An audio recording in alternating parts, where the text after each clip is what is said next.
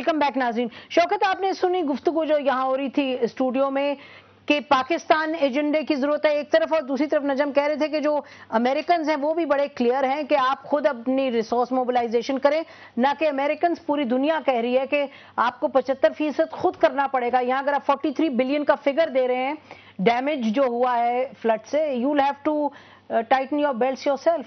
پہلے تو $43 بلین ہو ہی نہیں سکتا, اور یہ میرے خیال میں ذرا تھوڑی سی ایگزیجریشن نہیں میرے خیال ہے. یہ ہمارا جو 8-9 سال کا جو وار اینڈ ٹیرر کا لاسز ہیں شاید وہ پرائم منسٹر صاحب کو دے دیے گئے, انہوں نے کہہ دیا ہو. یہ پی ایم کا فگر ہے. 43 بلین جو ہے دیٹ مینز کہ ہم 25-30% آف جی ڈی پی کی لاس کی بات کر رہے ہیں.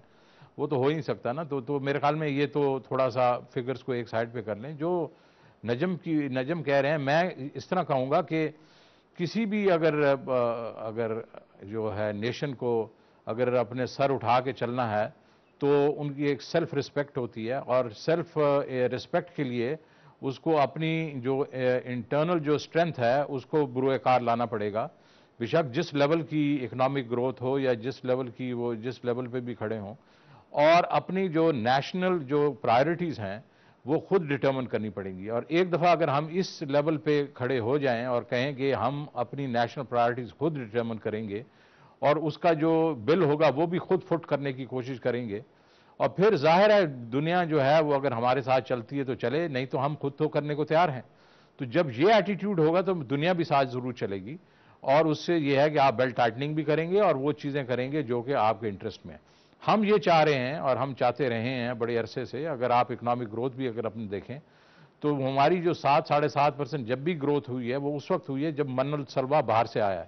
ہم نے کبھی زندگی کے بیچ میں, ہم پوری 60 سال کی زندگی میں کبھی دیکھ لیں کہ ہماری ریسورسز یا سیونگ ریٹ کبھی بھی اتنا نہیں ہوا کہ اس 7-7.5% کی گروتھ ریٹ کو سسٹین کر سکے.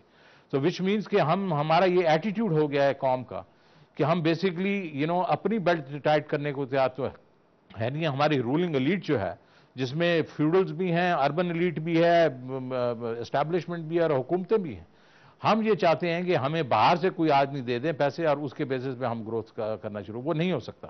آئی تھنک جس طرح نجم کہہ رہے ہیں we'll have to rehash our entire priorities, اور اپنا جو ایجنڈا ہے وہ پولیٹیکل ایجنڈا آپ کو کرنا پڑے گا. اس میں اکانومی بھی آئے گی, سوشل سیکٹر بھی آئے گا, ہر چیز آئے گی. تو یہ میں اس میں ایگری کرتا ہوں. اس میں ڈیفینس اور نجم تو یہ بھی کہہ رہے ہیں نا کہ ساتھ ساتھ آپ باہر سے بنو سلوا چاہتے ہیں, اور آپ باہر جو کرٹیسزم ہے آپ کا کہ ختم نہیں ہوتا, وہ چاہے آپ کہیں کہ ان کی پالیسیز غلط ہیں یا صحیح ہیں, لیکن آپ ایک ہاتھ سے ان سے لیتے ہیں, دوسری ہاتھ سے آپ یا مت لیں یا مت گالی دیں, بیکاز یہ نہ ادھر کے رہتے ہیں آپ نہ ادھر کے رہتے ہیں. وہ شوکت صحیح کہہ رہے ہیں. کیا کہہ رہے ہیں شوکت نے, کیا کہا؟ جی میں تو یہ جو میں نے یہ کہا بالکل میں ان سے ایگری کر رہا ہوں کہ اپنی پرائرٹیز ہیں جو اپنے جو آپ کے وہ ہیں وہ خود آپ تعین کریں, اور اپنی بیسس پہ انٹرنل جو ہیں اپنے اس کو ان کو کریں. نسیم میں اس میں ایک وضاحت کرنا چاہوں گا اور ایڈیشن کرنا چاہوں گا.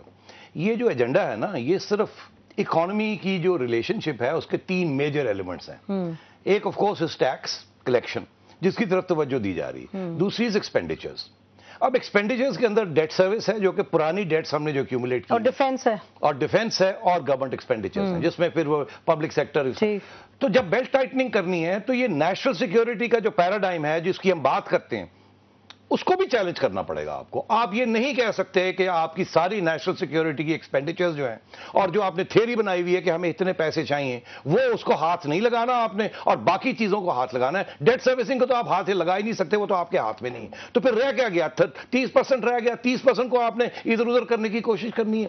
تو یہ نہیں چلے گا. آپ کو اپنی ساری نیشنل سیکیورٹی جس کی بیسس کے اوپر آپ نے ایک ریاست بنائی ہے جس کے اندر آپ ریسورسز کو ڈسٹریبیوٹ کر رہے ہیں اس سب کو چیلنج کرنا پڑے گا, اور اس سب کو بیٹھ کے دس از وائی یہ جو کمرے کے اندر لوگوں نے بیٹھنا ہے, اس کمرے کے اندر اگر سائڈ کے کمرے کے اندر it has to be beyond the politicians and the economists, اس میں آرمی جنرلز بھی بیٹھنے چاہیے. شوکت آپ نے تو 2 سال ہینڈز آن اس کو مینج کرنے کی کوشش کی ہے. یہ جو 3 ایلیمنٹس کی نجم بات کرتے ہیں اس میں کس حد تک ڈیفینس پر بات ہوئی ہے کبھی؟ دیکھیں ڈیفینس پہ تو وار اینڈ ٹیرر کی وجہ سے زیادہ تر تو بات ہی نہیں ہوتی. یہ بات صحیح ہے, یہ نجم کی بات ہے, اس پہ صحیح ہے. میں اس کو دوسرے زاویے سے دیکھتا ہوں کہ آپ کی یہ 3 چیزیں جو انہوں نے بتائی ہیں, ایک تو ریسورس موبلائزیشن, دوسرا ایکسپینڈیچر, اور تیسرا یہ جو آپ کا جو یہ سیکیورٹی جو پیراڈائم ہے، تو اس میں جو دو ہیں اور جو جس میں ریسورسز میں ہیں، اس میں اتنی ہماری انڈر پرفارمنس ہے.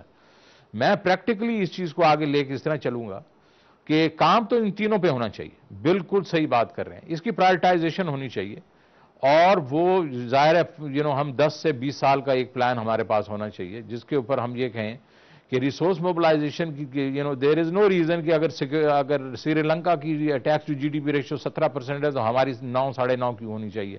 تو let's move toward the 20% in the next 10-15 years. تو ایک تو وہ سائڈ. دوسرا، دیر از نو ریزن کہ ہمارا پبلک سیکٹر کی جو اینٹیٹیز ہیں اس 2.5 سے 3.5 یا 400 کروڑ روپیہ ضائع کر رہی ہیں، کیونکہ they should be making money, why should they be losing money. تو اس کا تو کوئی وہ ڈیفنس پیراڈائم سے کوئی تعلق نہیں. تیسرے لیول پہ آپ آ کے جب ان دو کو آپ کو کریکشن کر رہے ہیں تو تیسرا بھی ہمیں دیکھنا چاہیے کہ اس کو over a period of time ہم کس طریقے سے ریشنلائز کریں. میں اس میں انہوں نے ایک بڑی دلچسپ بات کہی، وہ جو سیکنڈ پوائنٹ انہوں نے کہا، ریشنلائزیشن کی بات ہوئی، ایکسپینڈیچرز کی. اب بات یہ ہے کہ دس از دا کرپشن ایشو نا، the so called trickle down effect, کہ اتنے پیسے فلانی چیز کے لیے بنائے جاتے ہیں، اس میں سے آدھے چوری ہو جاتے ہیں اور آدھے ٹرکل ڈاؤن کرتے ہیں. تو یہاں تو obviously we need to plug the gaps. جیسے انہوں نے کہا we need to increase the revenues, we also need to reallocate resources. وہاں بھی بہتری ہونی چاہیے، اور آن ٹاپ آف دیٹ وہاں پلگ کرنے چاہیے ساری لیکیجز. مگر یہاں ایک بڑی دلچسپ بات آتی ہے نسیم. بات یہ ہے کہ ڈیفنس کو بھی آپ بالکل نکال دیجئے. بات یہ ہے کہ یہ سارا جو پروونشل معاملہ ہے نا، اس کو بھی آپ کو دیکھنا پڑے گا. یہ شوکت کچھ کہنا چاہ رہے ہیں میرے خیال؟ سوری میں نے کہا بالکل دیکھنا پڑے گا آپ کو. میں تائید کر رہا ہوں آپ کی بات. جی ہاں. اور اس پروونشل معاملے کے اندر باقی جو ریسورسز ہیں جس کے بارے میں ابھی کنٹروورسیز چل رہی ہیں، جس کے اوپر کنسنسسز ڈیولپ کرنے ہیں، building of dams, distribution of power, nuclear energy, ان چیزوں کے اوپر ڈبیٹ ہی نہیں ہو پاتی بیکاز پہلے سے ہی پریجوڈسز بنی ہوئی ہیں. دیکھیے انڈیا کے اندر اپیرنٹلی 85,000 ڈیمز ہیں، اسمال اور بگ. امریکہ کے اندر دیر آر 100,000 اسمال اور بگ ڈیمز. ہمارے ہاں 35 ڈیمز ہیں سارے. تو میں آپ سے یہ کہہ رہا ہوں کہ اس کے اوپر بھی تو کنسنسس ہونے چاہیے. ہر حکومت آتی ہے، وہ کہتی ہے ہم یہ بنانے جا رہے ہیں. حکومت 2.5 سال لاسٹ نہیں کرتی، وہ اس کی PC1 فارمز بنتی ہیں. جب وہ دوسری حکومت آتی ہے تو وہ پھر سے بننی پڑتی ہے، پھر وہ اس کی چھٹی ہو جاتی ہے. تو اس کے ساتھ اب I come to the third element which is کہ دیکھیے we need to allow governments to complete their term, تاکہ یہ جو پلاننگ ہو رہی ہے اس کے اندر تسلسل رہے، کنٹینیوٹی رہے. ہم کیا کرتے ہیں، اتنی ڈیسٹیبلائزیشن ہو جاتی ہے. پلاننگ کمیشن کچھ بات اب کریں بھی تو آج یہ کنسنسس ہوتا ہے، کل 6 مہینے میں چھٹی ہو جاتی ہے سب کی. تو یہ کنسنسس کہاں جائے گا؟ وہ بھی ہونا چاہیے. پلس جو آپ کہہ رہے ہیں اور جو شوکت نے بات بھی کی کہ ایک آپ کو اوور آل کنسنسس کریٹ کرنا ہوگا اکراس دا پولیٹیکل بورڈ، تاکہ 5 سال بھی کوئی ٹائم نہیں ہے for the kind of things you are talking about. But you have to start and then everybody has to own that agenda. جو آ رہے ہیں ان کو پھر تبدیل کرنے کی اجازت نہیں ہے بیکاز انہوں نے سائن کیے ہیں اس ایجنڈے کے اوپر. بالکل. اس میں میں یہ کہنا چاہوں گا نجم، جو آپ کو اسی بات کو آگے لے کے اس کو انسٹیٹیوشنل فریم ورک دے نا، کہ ایک تو ہمارا 5 ایئر ہم پلانز بناتے ہیں، لیکن ایک 10 سے 20 سال کا جو اوور آرچنگ جو ہمارا اکنامک جو روڈ میپ ہونا چاہیے، تو اس کو انسٹیٹیوشنل فریم ورک کون دے گا؟ اور اس میں جو آپ نے ذکر کیا تھا پہلے شروع میں کہ ڈاکٹر ندیم الحق صاحب آئے ہیں، ہمیں ریوائیو کرنا ہے. میں نے بڑی مشکل سے یہ پلاننگ کمیشن میں نے کہا کہ ٹیکنوکریٹ لگائیں، اور اس کی وجہ سے یہ ہوا. تو اب جا کے ایک ٹیکنوکریٹ لگ گیا ہے جس کو ڈیولپمنٹ اکنامکس کا پتہ ہے. اور یہ پلاننگ ہماری جو 60s میں جو ہماری اسٹرینتھ ہوتی تھی پلاننگ کمیشن کی، ہمیں اس کو ریوائیو کرنا چاہیے کہ یہ انسٹیٹیوشنل فریم ورک دیں پلاننگ کو، جس میں کنسنسس بلڈ کریں فیڈرل لیول سے لے کے پروونشل لیول سے لے کے گراس روٹ لیول تک، بالکل پرائیویٹ سیکٹر سے لے کے یہ سارا کچھ بیچ میں آنا چاہیے. And then those long term plans have to be executed by successive government. بہت شکریہ. ہمارے ٹائم ختم. مجھے ایک لاسٹ پوائنٹ، میں نے میڈیا کا ذکر کیا، انسٹیٹیوشنل فریم ورک کی بات ہو رہی ہے.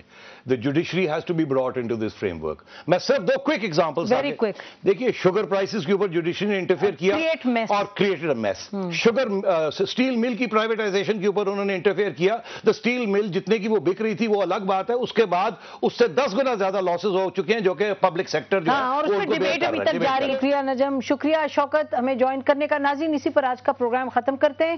کلیئرلی جو اکانومی کا ایشو ہے، اقتصادیات کا ایشو ہے، وہ خالی اکانومی سے نہیں ریلیٹڈ، وہ لارجر جو پاکستان کا ایجنڈا ہے، جو ریفارم ایجنڈا ہے، انسٹیٹیوشنز، ڈیموکریسی ایٹسیٹرا، سب سے रिलेटेड है और ये बहुत अहम इशू है और हम आपकी खिदमत में पाकिस्तान के रिफॉर्म एजेंडे के हवाले से प्रोग्राम पेश करते रहेंगे आने वाले दिनों में। बहुत शुक्रिया, खुदा हाफिज, पाकिस्तान जिंदाबाद।